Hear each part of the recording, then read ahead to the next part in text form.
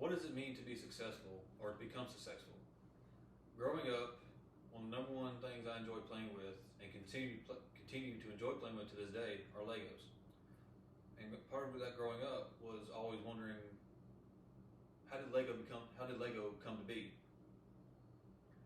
From humble beginnings to overcoming tragedies to becoming a global phenomenon that has been a part of our lives for nearly a century.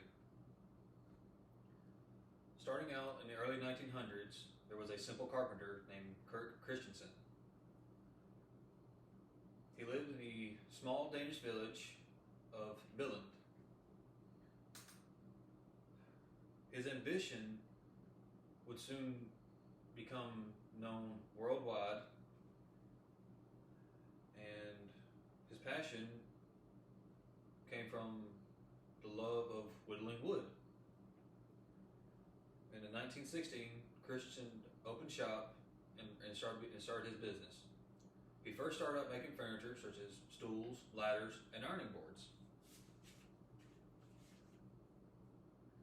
Now, with any business, there are good times and there are bad times.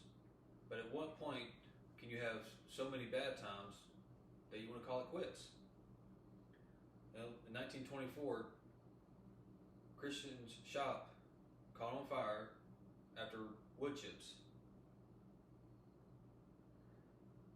The fire ended up burning down his shop and his home. A few years later, in 1932, Christian's wife died. And at this point, which was during the Great Depression, when the stock market crashed, and Christian had to lay off the majority of his employees. And while struggling to live, he tried to figure out new ways to make a living the best that he could. And this idea that he had was to make cheaply made wooden toys. Now, the word Lego is derived from two Danish words, leg godt, meaning play well.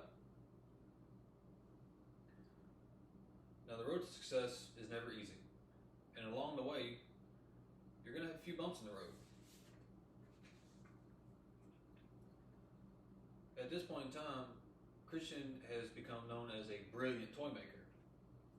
Most of his toys, being wooden, were prototype car models, dolls, and animals.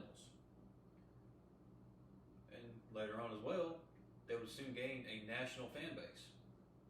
His best seller, however, was a wooden duck that the beak would open and close as it was being pulled.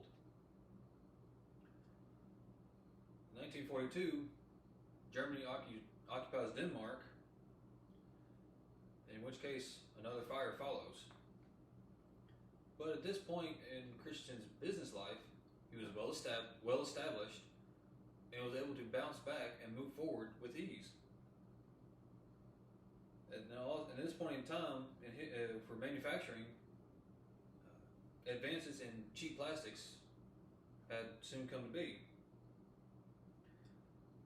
Plastic injection molding would soon pave the future. In 1949, Christensen produced and sold his first automatic binding brick. Now, sadly, in the early 60s, one last fire would seal the company's fate. The entire wooden inventory gone, turned to ash. And at this point in time, the company decided no more wooden toys. They were to be plastic only.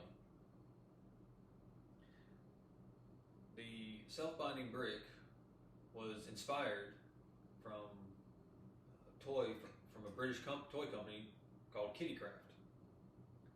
In 1981, Lego bought Kittycraft bricks from the inventor's descendants.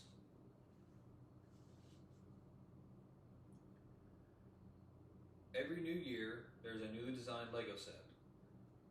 Each one different and more or less unique from the previous one. But each set will have every child and some adults eager to get their hands on it. From humble beginnings to overcoming tragedies, becoming a global phenomenon, Lego has really come a long way in nearly almost 100 years. quote from Pele: "Success is no accident.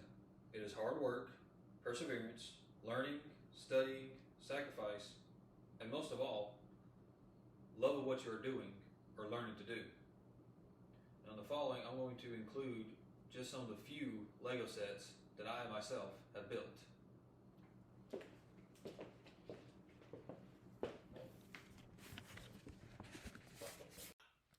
And here we have a Jeep Wrangler Rubicon that does have moving parts, including opening and closing the hood, a door, and steering capability with full working suspension components. Next is a Star Wars clone turbo tank that gives fairly intricate details inside of it.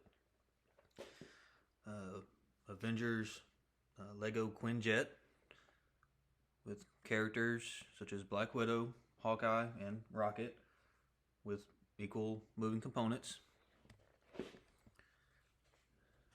And then the Lego Batman Tumbler